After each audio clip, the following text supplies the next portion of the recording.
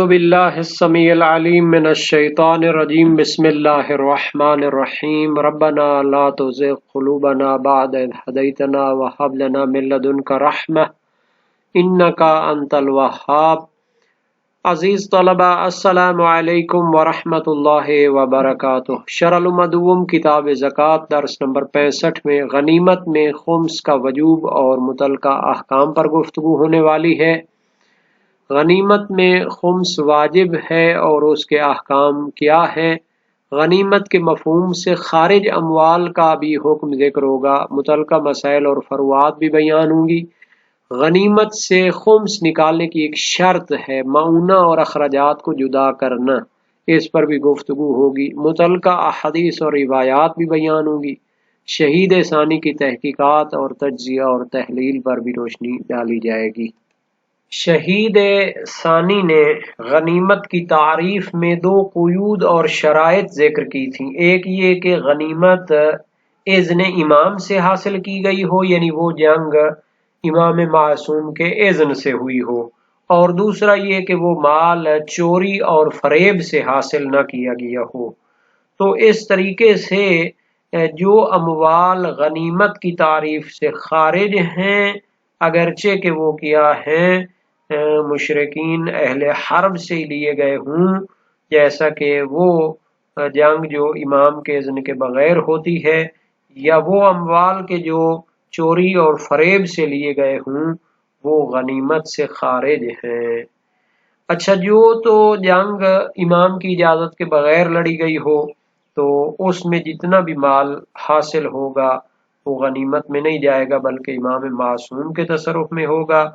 اور اس کے احکام بھی پھر علیحدہ بیان ہوں گے۔ لیکن ہمارا چونکہ غنیمت کی جو مشہور تعریف ہے اور اس کے احکام کو بیان کرنا ہے، تو اس لیے فرماتے ہیں کہ غنیمت معنی مشہور میں وہ جو ہے اس سے خمس جدا کرنے کے بعد اسے مجاہدین میں تقسیم کر دیا جاتا ہے۔ لیکن جو مال بغیر اذن امام کے حاصل ہوا ہو تو وہ جو ہے خمس نکالنے کے بعد امام سے خاص ہوتا ہے اور مسلمانوں کو نہیں ملتا۔ اور وہ مال جو چوری یا فریب کاری سے اہل حرب سے لیا گیا ہو تو وہ کیا ہے خمس جدا کرنے کے بعد اسی شخص کا ہوتا ہے جس نے چوری یا فریب کیا ہے۔ اس لحاظ سے غنیمت معنی مشہور میں اس کو نہیں کہا جا سکتا، ہاں اسے غنیمت بے معنی عام کہا جا سکتا ہے، یعنی لغوی معنی میں، چونکہ پہلے بھی بات ہوئی تھی کہ لغت میں غنیمت کا معنی بہت عام ہے، ہر وہ مال جو کہ انسان کو ملتا ہے، فائدہ حاصل ہوتا ہے، اس کو شامل ہوتا ہے۔ بس اس کو غنیمت بے معنی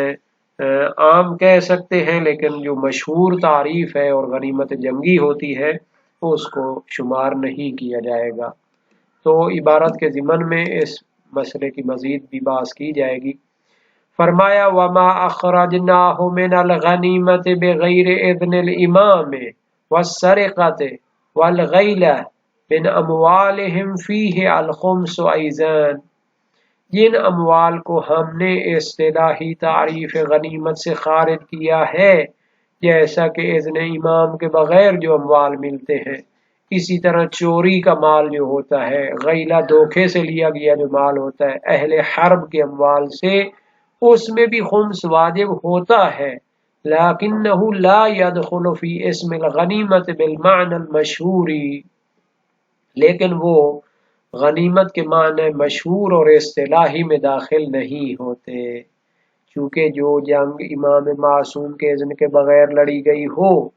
تو وہ کیا ہے خمس کے بعد سارا مال امام کا ہوتا ہے، لأن الاول للامام خاصۃ، خمس اس میں واجب ہوتا ہی ہوتا ہے، لیکن خمس کے بعد باقی مال وہ امام کے لیے ہوتا ہے۔ والثانی لآخذہ، اور سرقہ اور غیلہ جو اہل حرب سے چوری یا دھوکے کا مال ہے، اس سے خمس نکالنے کے بعد وہ جو اس کام کو کرتا ہے، جو وہ اخذ کرتا ہے مال، اسی کے لیے ہوتا ہے۔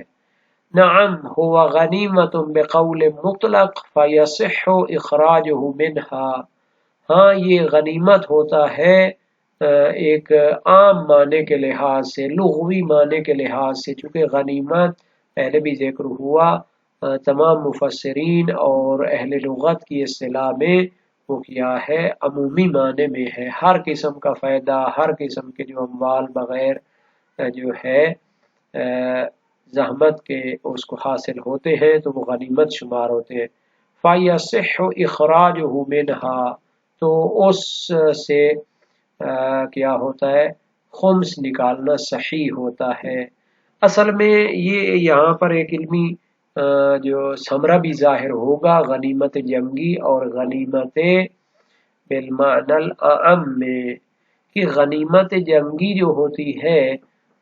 اس میں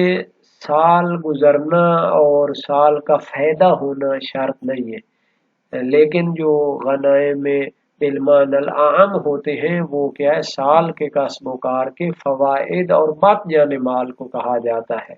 اس کی وضاحت مزید آئے گی۔ ایک اور مسئلہ، وَإِنَّمَا يَجِبُ الْخُمُسُ فِي الْغَنِيمَةِ بَعْدَ إِخْرَاجِ الْمَعُونِ، معونہ کی جمع معون، یعنی غنیمت جنگی سے خمس نکالنا واجب ہوتا ہے پہلے اس پر جو اخراجات آتے ہیں ان کو نکالنے کے بعد، یعنی اب غنیمت کا جو مال جمع ہوا ہے اس پر مختلف اخراجات آئیں گے، وہ نکالنے کے بعد جو غنیمت ہے جو بچے گی اس سے خمس نکالا جائے گا۔ معون کی تعریف کرتے ہیں، وَهِيَ مَا أُنْفِقَ عَلَيْهَا بَعْدَ تَحْصِيلِهَا، یہ وہ اموال ہوتے ہیں جو خرچ ہوتے ہیں غنیمت کی حاصل کرنے کے بعد، اس پر جو اخراجات آتے ہیں ان کو نکالنے کے بعد خمس واجب ہوتا ہے۔ تو اخراجات یعنی کہ وہی غنیمت حاصل ہونے کے بعد اس کی حفاظت، اس کو اٹھانے، اس کو جناب علی باقی جو مسائل ہوتے ہیں ان پر جو اخراجات آتے ہیں ان کو نکالنا ہوتا ہے۔ بحفظ، یعنی اس کے حاصل ہونے کے بعد کون سا پھر جو ہے نا جی خرچہ آنا ہے، فرماتے ہیں اس کی حفاظت کے لیے جو خرچہ ہوتا ہے وہ اس میں شامل ہے، وہ حمل، اس کو ایک جگہ سے دوسری جگہ لے جانے کا کرایہ اور جو اخراجات ہیں وہ ہوتے ہیں، اور اگر کیا ہے وہ مال مویشی ہیں غنیمت میں ملے ہیں تو ان کو چرانے کے اخراجات، وراعین، اس کو چرانے کے اخراجات ہیں وہ بھی نکالنے ہوں گے، وَنَحْوِهَا، اور اسی طرح اس کے وزن کرنے کی اجرت اور غنیمت کے جناب علی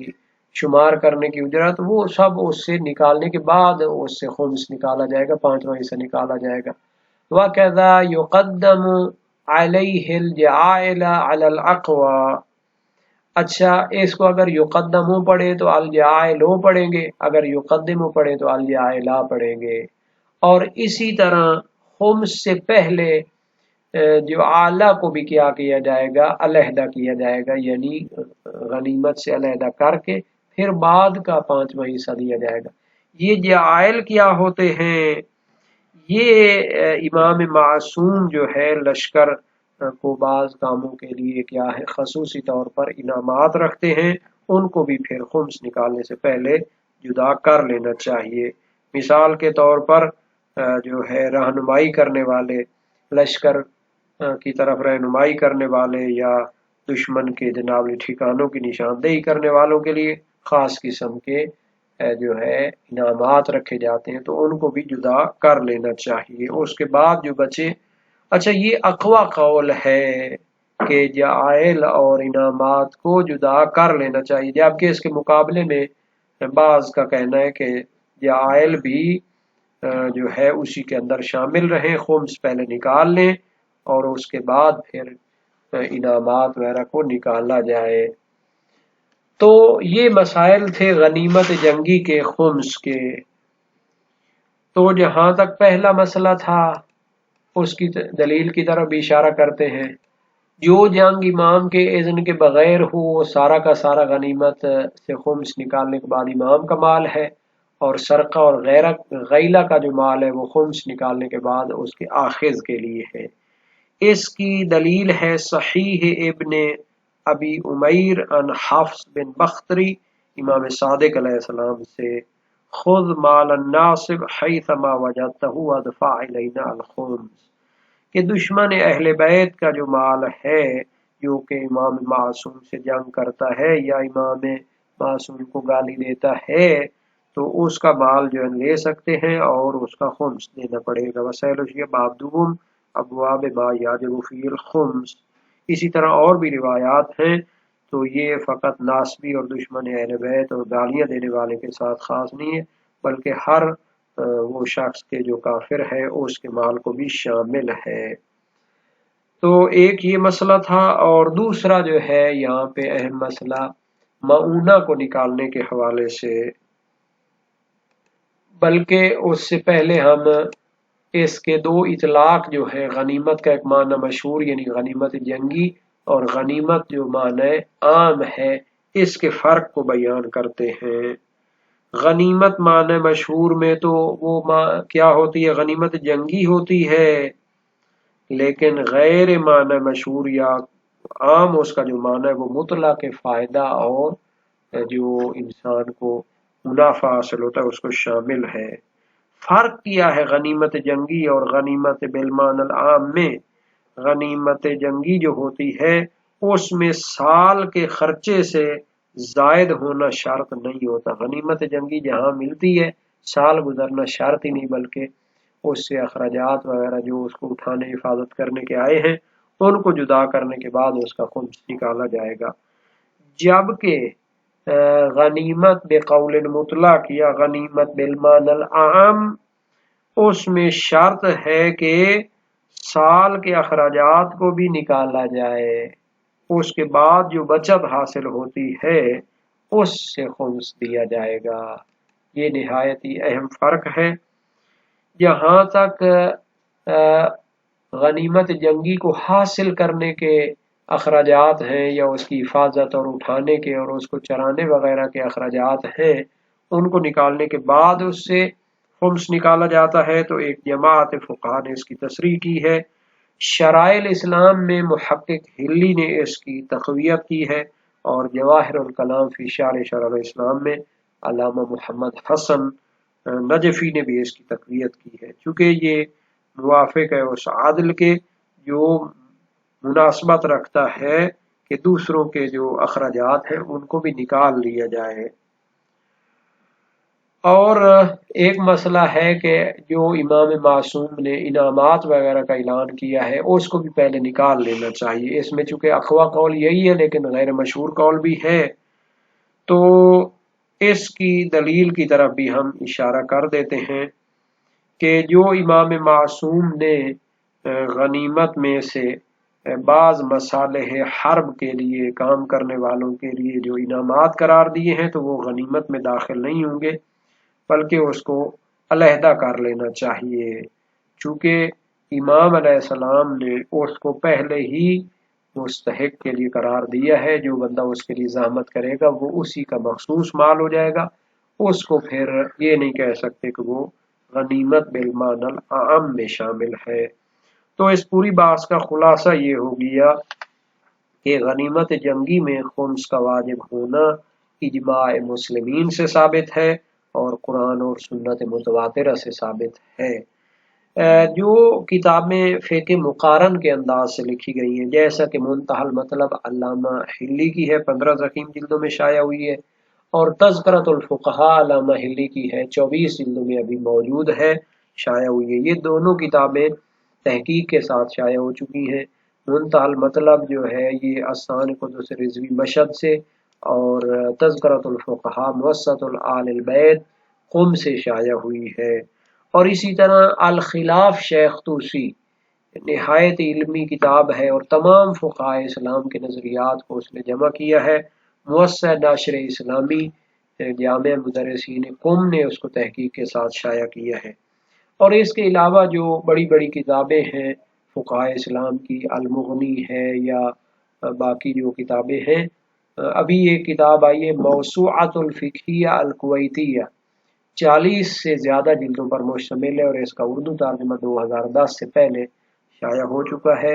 اور PDF بھی اس کی موجود ہے۔ تو اس میں خمس کے ابواب میں ان چیزوں کو چیک کریں تو نہایت تفصیل کے ساتھ ان کو بیان کیا گیا ہے۔ ہم وسائل و شیعت کے اندر اس کی روایات کی طرف مزید تھوڑا اشارہ کر دیتے ہیں۔ وسائل و شیعہ 20 جلدی کی جلد نمبر 6 میں کتاب زکوٰۃ کے آخر میں کتاب الخمس بھی آئی ہوئی ہے، اور اسی ترتیب سے چونکہ ترجمہ اردو مسائل و شریعہ بھی ہے تو اس کی صفحہ نمبر 288 سے کتاب الخمس شروع ہوتی ہے۔ شروع میں مترجم نے ایک مختصر اس کا مقدمہ لکھا ہے، خمس ادا کرنے کی فضیلت اور نہ دینے کی مذمت کے بارے میں ابو بصیر کی روایت لے کے آئے ہیں، اور اس کے مزید کچھ فوائد گنوائے ہیں۔ اس کی ادائیگی سے رزق میں وسعت آتی ہے، اس کی ادائیگی سے گناہ معاف ہوتے ہیں، تو شے آخرت ہے۔ سب سے بڑھ کر اس کی ادائیگی میں حکم خدا اور رسول کی تعمیل ہے، اس کی ادائیگی میں ان لوگوں کے عمل سے دوری ہے جنہوں نے خاندان نبوت کا یہ حق غاصب کیا، اس کی ادائیگی میں اپنی شرافت اور احسان شناسی کا ثبوت ہے، اس کی ادائیگی میں رسول و خاندان رسول کے ساتھ ایک قسم کا احسان ہے۔ امام علی رضا علیہ السلام کی روایت لے کے آئے ہیں، ان اللہ واسع کریم ضمن علی العمل الثواب وعلی الخلاف العذاب لا يحل مال الا من وجه احلہ اللہ ان الخمس عوننا وعلى عیالاتنا وعلى موالینا وما نبذل ونشتری من اعراضنا ممن نخاف سطوته فلا تزوه عنا ولا تحرموا انفسكم دعانا ما قدرتم فإن اخراجه مفتاح رزقكم وتمحيص ذنوبكم وما تمہدون لانفسکم لیوم فاقتکم۔ خداوند کریم بڑی وسعت اور رحم کرنے والا ہے، اس نے عمل صالح پر ثواب اور مخالفت حکم پر عذاب کی ضمانت دی ہے۔ کسی پر کوئی مال اس وقت تک حلال نہیں ہوتا جب تک اس طریقے سے حاصل نہ کیا جائے جسے خدا نے حلال قرار دیا۔ خمس کے ذریعے سے ہم اپنے دین، اپنے اہل ویال، اپنے حشم و خدم پر مدد حاصل کرتے ہیں، اور اسی کے ذریعے سے ہم اپنے ظالموں سے اپنی ناموس کی حفاظت کرتے ہیں۔ اس لیے اسے ہم سے نہ روکو اور حتی الامکان ہماری دعاؤں سے اپنے آپ کو محروم نہ کرو، کیونکہ اس کی ادائیگی تمہارے رزق کنجی ہے اور تمہارے گناہوں کی بخشش کا ذریعہ ہے، اور یوم فقر و فاقہ یعنی قیامت کے دن کے لیے تمہارا زادرہ اور توشہ ہے۔ تہذیب الاحکام شیخ طوسی کی کتاب سے نقل کیا ہے۔ تو جن چیزوں میں خمس واجب ہے اس کے بارے میں 12 ابواب وسائل و شیعہ میں صفحہ 291۔ پہلے باب میں 6 حدیثیں ہیں، اور دوسرے باب میں مال غنیمت دار حرب سے حاصل ہو اور کافر حربی اور ناصبی سے حاصل ہو اس میں خمس واجب ہے، اور منصوص چیزوں کے علاوہ کسی چیز میں خمس نہیں، اور وہ بھی سال میں ایک بار۔ تو اس باب میں 15 حدیثیں ہیں، جن میں سے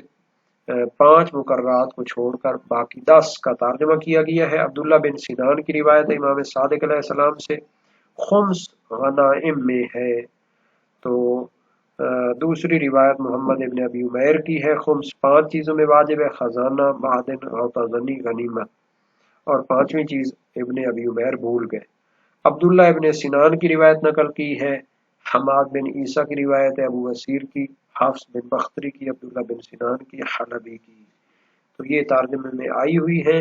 انشاءاللہ جو ہے اس کے بعد جو خمس کی بقیہ چیزیں ہیں جن میں خمس واجب ہوتا ہے ان پر تفصیلی گفتگو آنے والی ہے۔